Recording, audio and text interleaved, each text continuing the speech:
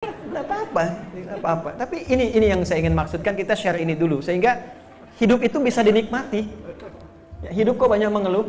Konsep hidup itu la khaufun 'alaihim wa lahum yahzanun. Itu sejak Adam turun, Bu. Ya qulna bitu minha jami'a fa imma ya'tiyannakum minni hudan faman tabi'a hudaya fala khaufun 'alaihim wa lahum yahzanun. Adam sekarang turun ya, Hawa turun, kehidupan di bumi dimulai. Ikuti petunjuknya aja.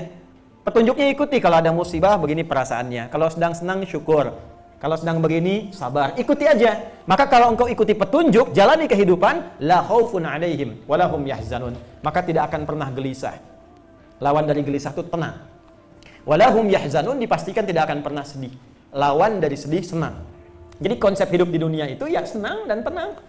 Ya di rumah tangga senang, tenang. Kalau sedang tidak senang, tidak tenang, ada petunjuk yang tidak dibaca. Sebelum nikah nggak dikaji dulu, saat menikah nggak didalami. Coba ibu selama jadi istri, berapa coba tanggung jawab istri itu? Apa saja ayat Quran terkait dengan tanggung jawab ibu? Apa saja persoalan rumah tangga yang disebutkan di Quran? Nah itu mungkin jarang dibaca. Dalam mencari pekerjaan, ya, coba dicek ayatnya, coba dicek hadisnya, itu petunjuknya. Demikian saat mengalami kehidupan, seperti ini. Jadi konsepnya sederhana, di sini senang, di sana, di mana-mana, oh ya. Tuh ya, nah itu rahmat yang kedua. Yang ketiga, saya cepat.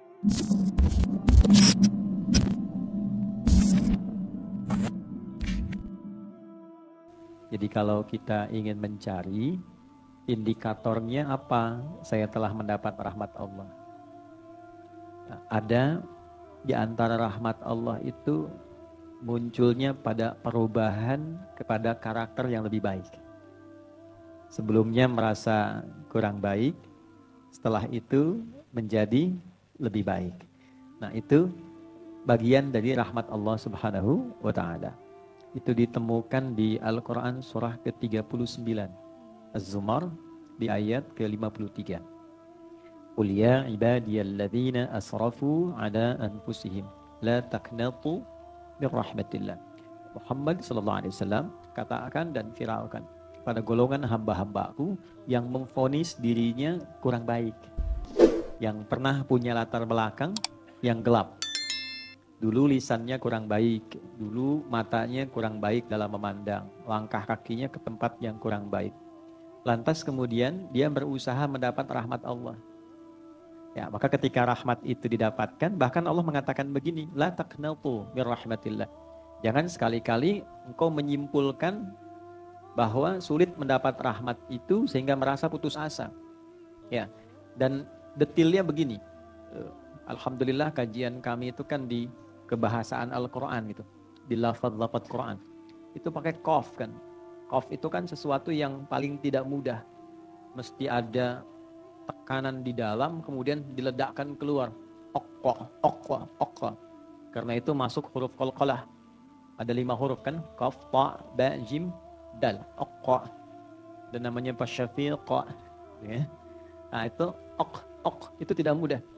Ya, di sini menggunakan kata menunjuk pada perbuatan lampau yang itu memang cukup berat, saking beratnya tidak mudah merasakan ingin taubat.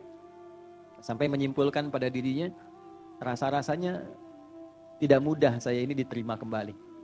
Rasa-rasanya terlalu berat dosa yang saya kerjakan. Ternyata cara pandang kita dengan cara melihat Allah itu berbeda. Makanya kenapa Allah disebut dengan Tuhan yang dipertuhankan? Karena seluruh apa yang diberikan itu selalu punya sifat kasih. Rahman dan Rahim. Jadi nggak bisa disifati dengan sifat makhluk. Kalau makhluk kan terbatas. Allah tidak punya batasan. Anda menyayangi tapi kan terbatas sifatnya. Jangankan pada orang luar. Pada orang dalam pun kadang-kadang ada batasan. Ya, ibu kalau disayang suami, sayangnya sama nggak dari awal nikah sampai sekarang? Aduh ya.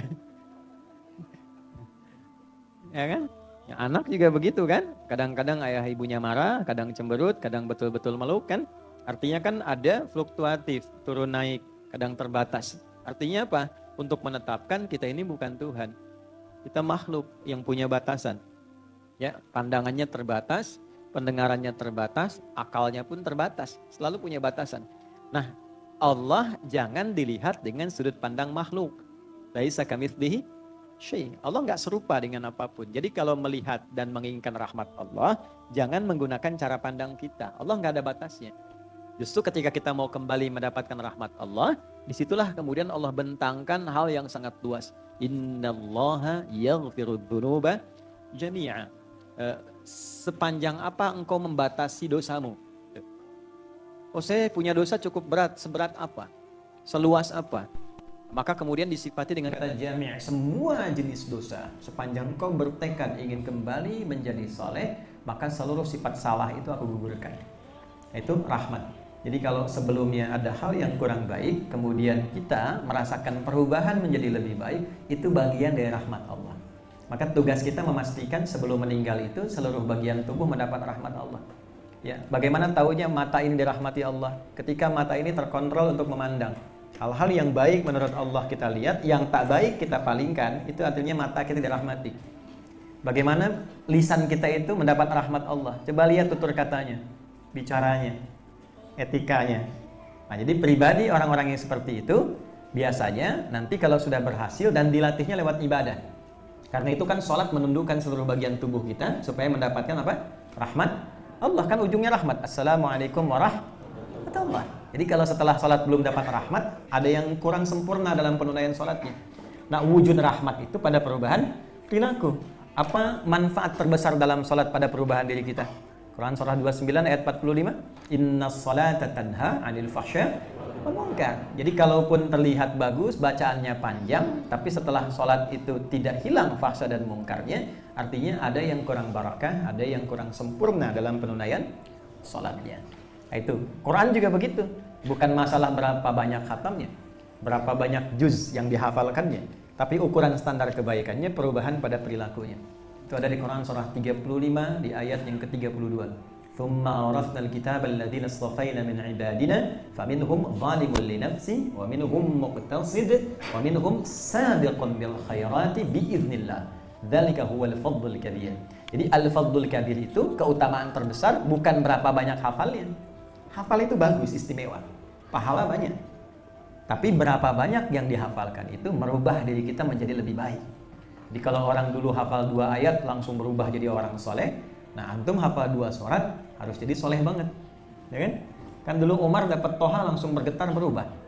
Ya, Fudail bin Iyad, seorang ulama besar, ya tingkat tinggi, ma'rifatnya luar biasa sampai jadi rujukan. Itu asalnya perampok. Tadi subuh saya terangkan di Al-Azhar. Asalnya perampok, ya, rampoknya spesialis jalan. Itu orang tahu kalau disebut namanya sudah bergetar itu. Itu kena getaran sama 3 ayat berbeda di Al-Quran. Al-Hadid ayat ke-16, kemudian Az-Zumar ayat 54, dan Quran surah Adz-Dzariyat ayat ke-50. Itu begitu dibacakan 3 ayat oleh 3 orang berbeda, tiba-tiba menghunjam pada jiwanya, jatuh pingsan, tobat jadi ulama. Jadi preman tobat itu bukan cuma film itu, ya, nasabnya ada pada dulu jadi ulama besar itu. Ya, ini gambaran-gambaran bagaimana bila rahmat telah diberikan, cirinya ada pada perubahan. Ya, jadi kalau anak bapak ibu di pesantren hafalan Quran banyak tapi belum berubah jadi lebih baik, berarti ada yang belum sempurna, ya, belum optimal belajar Qurannya. Itu dikonfirmasi, ya Quran itu di ayatnya ada sanadnya, di hadis juga ada sanadnya. Itu di Al-Bukhari dijelaskan lagi. Nomor hadis 5027, 5027. Imam Al-Bukhari menerima dari Hajjaj bin Minhal, Hajjaj bin Minhal menerima dari Syu'bah, Syu'bah menerima dari Sa'ad bin Ubaidah, Sa'ad bin Ubaidah menerima dari Alqamah bin Marthad, kemudian dilanjutkan ke Abu Abdurrahman As-Sulami, Abu Abdurrahman As-Sulami menerima dari Uthman bin Affan radhiyallahu taala anhu, dari Nabi sallallahu alaihi wasallam bersabda, khairukum man ta'allama al-Qur'ana wa 'allama. Jadi orang yang belajar Quran itu, orang yang menghafal, membaca, mendalami Quran itu, hal pertama yang Allah anugerahkan sebagai rahmat Allah adalah khair, sifat-sifat kebaikan. Baik kan? Nanti kalau sudah terbiasa kita latih dalam ibadah, melekat pada diri kita jadi hamba Allah, maka sifat Rahman itu dipercikan pada diri kita. Rahmatnya, maka digabungkan jadi ibadur Rahman namanya. Itu yang dimaksud di surah Al-Furqan itu. Wa ibadur Rahmanil ladzina yamshuna 'alal ardi haunan wa idza khatabahumul jahiluna qalu salama. Nah, itu jenis rahmat yang pertama. Coba setelah ngaji sekian lama, nah itu yang pertama didapatkan kan. Karena standar ngaji pun itu di hadis Muslim, standar ngaji itu. Ya, majtama'a, perhatikan kalimatnya. Perhatikan kalimatnya, majtama'a qaumun ya fi baitin min buyutillahi Tidaklah orang-orang berkumpul, berdesak-desakan, kumpul berjamaah untuk memenuhi rumah-rumah Allah. Ya, apa yang dilakukan di rumah-rumah Allah itu? Apakah hanya salat, zikir? Ternyata hadis ini detail di hadis Muslim. Perhatikan kalimatnya, yatluna kitaballahi wa yatadarasunahu fima bainahum. Ternyata mereka datang itu untuk belajar ngaji, mengkaji ayat, memahami tafsir, untuk dipraktekkan dalam kehidupan. Ya, maka apa ciri orang yang berhasil dari orang-orang datang itu? Ini dari sekelompok yang datang, kita hadir sama-sama ngaji. Menurut Nabi, standar Nabi, bagaimana dikatakan berhasil? Awas jangan sampai gagal, jauh-jauh datang ke sini. Ya, mungkin ada yang dari subuh, dari malam, ada yang nginap, DKM. Ya. Mungkin terjadi kan? Gitu. Nah, standar berhasilnya apa? Ya, satu, ghasyiyatuhumur rahmah. Orang-orang ini kalau benar ngajinya, oleh Allah itu diperintahkan pada malaikat dalam lisan Nabi, itu dimintakan supaya membentangkan rahmat Allah kepada mereka. Nah, karena itu cirinya dapat rahmat setelah ngaji berubah. Dua tandanya. Satu, imannya lebih kuat, yang kedua ilmunya bertambah. Itu ada konfirmasinya di Quran, di surah Al-Mujadalah, di ayat yang ke-11. Yarfa'illahu alladhina amanu minkum walladhina utul ilma darajat. Jadi kalau mau nyari kiai, ya, ustadz misalnya, muallim, siapapun, cari pertama yang membuat iman kita meningkat, merasa lebih dekat dengan Allah. Amalnya bisa naik. Nah, itu tandanya mendapat rahmat Allah. Yang kedua, utul ilma, ilmunya bertambah. Sehingga dapat berkah dari situ. Kalau ilmu nambah, nanti mendukung ibadah jadi khusyuk. Beda ibadah tanpa ilmu dengan ibadah dengan ilmu. Ya, Bapak Ibu misalnya takbir secara fikih sampai dengan salam bagus, Allahu Akbar sampai Assalamualaikum warahmatullah, selesai, tuntas. Secara fikih benar, dapat pahala sesuai keikhlasan. Tapi barokah tidak? Kan? Nah, taunya kualitas itu lebih bagus ketika tahu ilmunya. Kenapa tangan diangkat begini? Kenapa saya mengucapkan Allahu Akbar? Apa artinya Allahu Akbar? Nah, dengan pengetahuan itu membuat ibadah kita lebih khusyuk. Abu Bakar As-Siddiq radhiyallahu taala anhu itu saking pahamnya dengan kalimat Allahu Akbar, baru takbir itu sudah menangis, gemetar. Ya, Ali bin Abi Thalib radhiyallahu taala anhu itu baru dengar azan sudah gemetar. Ya? Baru dengar azan tuh. Nah, bagaimana bisa mendapatkan kualitas itu? Itulah ilmu. Itulah ilmu. Nah, itu diantara rahmat yang dibentangkan saat kita belajar supaya mendapatkan perubahan-perubahan. Jadi jangan sampai begini, datang dan pulang sama. Ya? Bedakan, datang dan pulang mesti beda. Masuk masjid, keluar masjid, mesti ada perbedaan. Itulah sebabnya kenapa ketika Anda masuk yang diminta rahmat.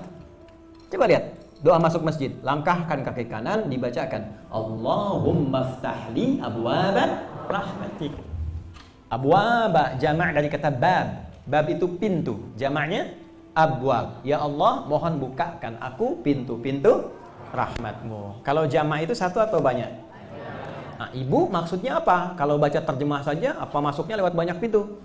Nah, lewat sana, keluar lagi. Permisi Pak, lewat sini, keluar lagi. Permisi. Tidak. Apa demikian? Tidak. Karena masuk lewat satu pintu, ditawarkan oleh Allah bentangan pintu-pintu rahmat. Tadi kan satu, perubahan pada kebaikan. Yang kedua, rahmat Allah itu diberikan pada orang-orang yang mau mendekat kepada Allah agar diberikan kemudahan hidup. Ini saya ijazahkan sebentar amalan ya. Kalau sedang ada kesulitan, apa saja, ke masjid. Kalau ada masjid, ke masjid. Laki-laki ya. Kalau ibu cukup di rumah, tidak apa-apa. Ambil air wudu, sholat. Laki-laki ke masjid. Ya, ada kesulitan apa? Mau kerja, mau melamar kerja, melamar anak orang, ya, mau ujian, ke masjid. Sholat 2 rakaat, minta sama Allah. Niatkan dari sejak masuk. Kalau kata Imam Nawawi itu, kalau sudah baru masuk masjid, itu sudah berniat i'tikaf untuk memohon sesuatu. Ya, baru masuk tuh. Itu ada nanti di kitab At-Tibyan, di adab hamalatil Quran. Jadi begitu Anda masuk, niat Allahumma ftahli abwaaba rahmatik, ya Allah mohon bukakan pintu-pintu rahmatmu. Allah balik tanya, rahmat mana yang kau inginkan ya hambaku? Nah, apa yang mau kita minta? Apakah perubahan jadi lebih baik, pengampunan dosa, atau yang kedua? Yang kedua itu solusi dari berbagai masalah, jalan keluar. Ya, dililit utang piutang misalnya, ada masalah pekerjaan, masalah rumah tangga, datang minta. Ambil wudhu, salat 2 rakaat, minta sama Allah. Dunianya lepaskan, jadi jangan dibawa ibadah ke arah dunia. Serahkannya ke Allah. Ya Allah, aku datang memenuhi panggilanmu. Engkau yang memerintahkan, Engkau yang berjanji. Kalau saya biasa mengatakan begini, ya Allah, Engkau perintahkan, aku lakukan. Engkau minta kepada aku kerjakan. Engkau berjanji, Engkau tidak mungkin tidak menepati janjimu. Kalau dengan semua apa yang telah aku kerjakan belum mampu menghadirkan rahmatmu kepadaku, mohon tunjukkan padaku saat ini dengan cara apa lagi aku mesti menyembah padamu. Minta. Jadi jangan ditarik ke urusan dunia. Sholatnya untuk memudahkan pekerjaan, sholatnya melunasi utang, gak usah. Ya, itu biarkan Allah dengan rahmatnya memberikan anugerah pada kita. Yang penting kita ikuti saja sholatnya. Kata Nabi, kerjakan apa, lakukan. Ya, maka ketika kita sholat, niatkan salah satunya mendapat rahmat Allah. Allah Maha tahu pengabulannya. Itu yang dimaksud Quran surah kedua Al-Baqarah di ayat 155 sampai 157. Walanabluwannakum bisyai, sungguh di antaramu yang hidup pasti akan mendapat ujian, pasti. Ya, minal khauf, ada yang sedang gelisah. Ini wajahnya kayak orang-orang senang padahal hatinya mungkin sedang gundah. Ya, mungkin sedang ada persoalan, sedang pengen nyari ketenangan. Ada yang demikian. Wal ju', ada yang sedang nahan lapar, ngejar sap, belum sempat sarapan. Wa naqsu minal amwal, ada yang kekurangan harta benda, kemarin gagal proyek, sekarang datang pun bawa utang, harap-harap sedekah, macam-macam tuh. Ada. Ya. Wal anfus, ada yang sakit, ada yang sebagian koleganya meninggal. Wat thamarat, ada yang hasil kerja kerasnya diambil orang. Tuh kan? Ya, wa basyiris sabirin, dan berikan kabar gembira pada yang sabar menjalani itu. Ini memang ayatnya unik ini. Ada orang bermasalah tapi sabar. Dan gembira. Biasanya kalau sedang dapat masalah, gembira atau sedih? Sedih ya? Nah, ini ayatnya unik. Ada orang punya masalah malah gembira. Karena perintahnya berikan kabar gembira pada orang yang mendapat masalah itu. Ya, dan dia sabar menerimanya. Jadi ada orang yang memahami, nanti mungkin lain waktu kita ngaji fikih musibah ya. Kan belum pernah ya. Itu aja yang relate dengan kehidupan kita aja. Kan belum pernah dibahas coba fikih musibah. Fikih setan kan jarang tuh. Ya, belum pernah kan? Malaikat disebut-sebut, setan nggak pernah tahu. Gimana cara menghindarinya? Ya. Nah, ini kan paling penting yang kita hadapi dalam keseharian. Jadi ada orang-orang unik yang ketika ada masalah malah gembira. Karena diaku sebagai hamba. Alhamdulillah saya diaku oleh Allah, karena itu saya diberi ujian. Karena tidak mungkin Allah ngasih ujian ya kecuali pada yang sanggup menjalaninya. Jadi kalau kita nggak dinilai, nggak diaku sanggup oleh Allah, nggak mungkin dapat ujian. La yukallifullahu nafsan illa usaha. Jadi kalau nggak sanggup nggak akan dikasih. Ketika diberikan itu berarti kita dinilai oleh Allah sanggup menerimanya. Syukur. Ada orang yang gembira begitu. Alladzina idza asabathum musibah qalu inna lillahi wa inna ilaihi raji'un. Nah, ini rumusnya. Jadi ketika mendapatkan itu dia sudah tahu ukurannya. Ya, ini semua bersumber dari Allah. Allah pasti kasih solusinya.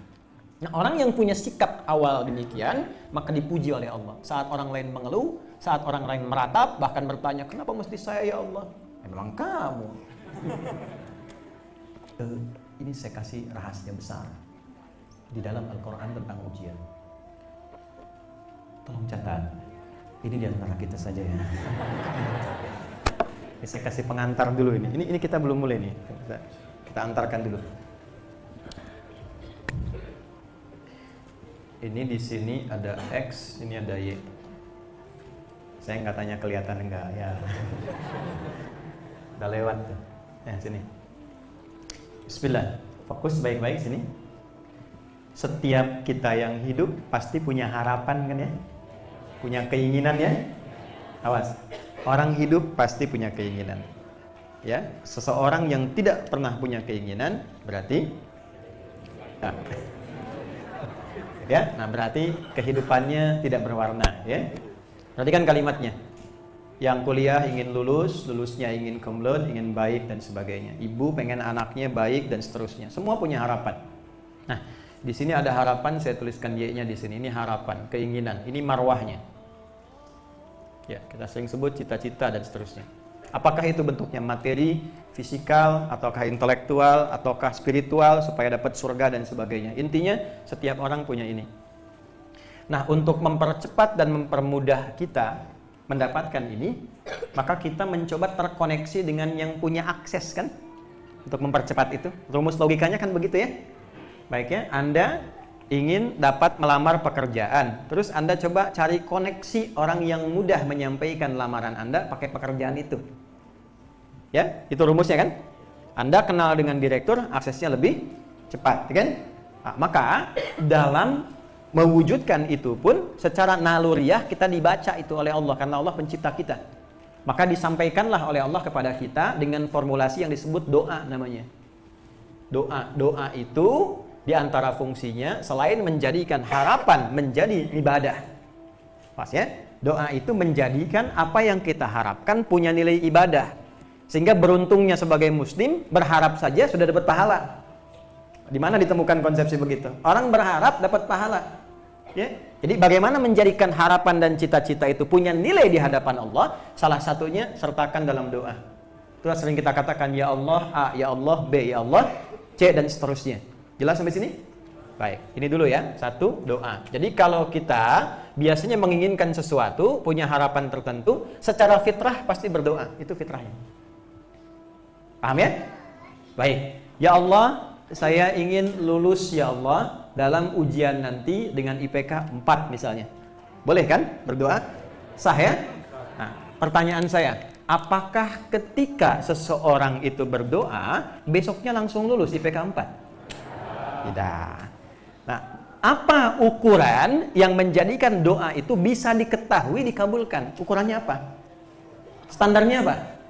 Maka dia mesti melewati jalan, ya, jalan dari doa ini, ya, lewati dulu jalannya supaya sampai ke harapan ini. Saya pengen lulus IPK 4 yang kuliah. Doa. Bagaimana cara mendapatkan ini? Kan nggak mungkin doa malam besoknya langsung diwisuda. Tidak. IPK 4. Kenapa? Karena berdoa. Rektornya mimpi tadi malam diperintah kasih IPK. Nggak mungkin. Melanggar ketentuan, kan? Maka apa yang terjadi kemudian? Dia harus melewati tahapan belajar. Di sini ada apa? Ujian. Nah, perhatikan cara memahaminya. Ujian ini disiapkan bukan ingin menyulitkan seorang pelajar agar rumit belajarnya, bukan. Tapi dijadikan sebagai jembatan supaya sampai ke wisuda lulus ini. Sebab kalau nggak ada ujian, nggak akan lulus, nggak akan wisuda. Ya, ada orang ikut wisuda nggak pernah ujian, yang lain tanya, ya kok nggak pernah ujian lulus ya? Ya kan? Pasti lewat dulu, lewatin ujian ini baru lulus. Ya, nah ujian ini muncul karena doa. Kalau nggak ada doa, nggak akan ada ujian. Ya, doa ini muncul karena ada harapan. Seseorang berharap lalu berdoa. Dalam mengabulkan doa ini, Allah berikan jembatan untuk dipijak nih sampai ke doa kamu sana. Pijak itu 1, 2, 3. Nah, yang kita pijak itu yang disebut ujian namanya. Nggak mungkin ada siswa lulus di sini, ya, melewati ini, ya, kalau tidak mendapatkan akhirnya ini. Jadi kalau dia ingin ke sini, dia pasti harus lewatin ini dulu. Jadi pengabulan doa kita itu letak pertamanya terletak pada ujian. Pengertian terbaliknya, kalau Bapak Ibu sedang dapat ujian, itu hasil doa sendiri. Paham nggak? Kenapa doa begitu? Itulah doanya. Diujinya sesuai dengan harapan, keinginannya itu ya Allah kasih ujiannya begitu. Ya, paham nggak? Nah, makanya saya kembali ke ayat ini yang saya antarkan dulu. Makanya orang-orang yang sedang diuji itu cenderung gembira kalau paham ayat ini. Kenapa? Karena apa yang dia minta sedang dikabulkan. Prosesnya sedang diantarkan. Cuman pertanyaannya begini, pertanyaannya, ketika dikasih jalannya untuk mencapai harapan ini, mau dipijak nggak? Mau dijalani nggak? Kadang manusia tuh aneh. Aneh nih. Pada tunjuk orang kan tunjuk diri sendiri kan? Ya, manusia itu aneh. Kenapa? Dia minta, terus Allah mau kabulkan. Ketika mau dikabulkan, nggak mau ke situnya. Aneh ini. Ini ada pintu. Dia minta, ya Allah, aku minta snack lah gitu kan? Enggak, contoh ini, contoh. Jangan diambil kayaknya. Terus ada pintunya, tinggal dibuka aja. Ya udah, kamu jalan ke sana, buka pintunya, snacknya dapat. Nggak mau ah ya Allah, pengennya snack bukan pintu. Ya kan mesti ada jalannya. Nah jadi jika kita menghadapi satu persoalan dalam kehidupan dan kita sedang berada di dalamnya, yakinkanlah pada diri kita bahwa ujian itu sesungguhnya jembatan untuk mengantarkan pada harapan yang kita doakan. Cara memahaminya begitu. Nah, karena itu orang-orang dulu selalu gembira kalau ada masalah. Alhamdulillah, doa saya sebentar lagi dikabul. Karena jembatannya sudah ada. Nah, orang yang berpikir seperti itu, dan menyimpulkan demikian itu dipuji oleh Allah karena paham substansi kehidupan. Ulaika alaihim salawatum mir rabbihim. Maka orang-orang yang seperti ini cara berpikirnya, alhamdulillah engkau titipkan masalah kepadaku bukan kepada yang lain. Terima kasih ya Allah, ini mempercepat terkabulnya doaku. Terima kasih ya Allah, engkau titipkan padaku bukan pada yang lain karena engkau nilai aku sanggup menjalaninya. Karena kesimpulan itu hadir dalam diri kita dipuji oleh Allah di kalangan malaikat-malaikatnya. Ya. Kemudian setelah pujian itu datang, warahmah, rahmat diturunkan pada orang itu. Saat rahmat diturunkan, wa ulaika humul muhtadun, solusi langsung diberikan. Nah, jadi kalau ini hadir dalam kehidupan kita, insya Allah masalah pun walaupun banyak, Pak, nggak terasa ada masalah. Jadi yang besar langsung jadi kecil. Yang hebat tuh begini, saat akan kita hadapi, Allah sudah kecilkan. Sehingga seakan-akan nggak punya masalah. Seakan-akan nggak punya masalah, karena kesimpulan kita sudah begini. Jadi semua ringan dalam kehidupan. Itu levelnya sama, Ustadz juga demikian. Ini saya belum ngajar udah banyak masalah nih. Tuh. Masalah Anda saya yang harus terlibat di dalamnya gitu kan. Tidak apa-apa. Tapi ini yang saya ingin maksudkan, kita share ini dulu sehingga hidup itu bisa dinikmati. Ya, hidup kok banyak mengeluh. Konsep hidup itu la khaufun 'alaihim wa lahum yahzanun. Itu sejak Adam turun, Bu. Ya qulna bitu minha jami'a fa imma ya'tiyannakum minni hudan faman tabi'a hudaya fala khaufun 'alaihim wa lahum yahzanun. Adam sekarang turun ya, Hawa turun, kehidupan di bumi dimulai. Ikuti petunjuknya aja. Petunjuknya ikuti, kalau ada musibah begini perasaannya. Kalau sedang senang syukur. Kalau sedang begini sabar. Ikuti aja. Maka kalau engkau ikuti petunjuk, jalani kehidupan, la khaufun 'alaihim wa lahum yahzanun. Maka tidak akan pernah gelisah. Lawan dari gelisah itu tenang. Walahum yahzanun dipastikan tidak akan pernah sedih. Lawan dari sedih senang. Jadi konsep hidup di dunia itu ya senang dan tenang. Ya di rumah tangga senang, tenang. Kalau sedang tidak senang, tidak tenang, ada petunjuk yang tidak dibaca. Sebelum nikah nggak dikaji dulu, saat menikah nggak didalami. Coba ibu selama jadi istri, berapa coba tanggung jawab istri itu? Apa saja ayat Quran terkait dengan tanggung jawab ibu? Apa saja persoalan rumah tangga yang disebutkan di Quran? Nah itu mungkin jarang dibaca. Dalam mencari pekerjaan, ya, coba dicek ayatnya, coba dicek hadisnya, itu petunjuknya. Demikian saat mengalami kehidupan seperti ini. Jadi konsepnya sederhana. Di sini senang, di sana, di mana-mana. Oh, ya. Tuh ya. Nah itu rahmat yang kedua. Yang ketiga, saya cepat. Ya, saya cepat. Ini nanti ada rumusnya ya. Rumus untuk mendapatkan ini ada lagi amalannya. Di Quran itu runtut sekali. Nanti pas topiknya tersendiri ya, fikih musibah nanti kita bahas. Yang ketiga itu rahmat diberikan pada orang-orang yang mengharapkan tambahan pengetahuan.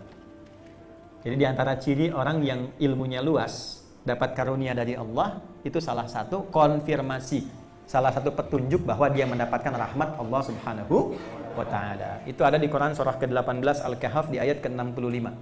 Nabi Musa dengan asistennya Yusha bin Nun diperintahkan untuk belajar pada seorang hamba yang saleh.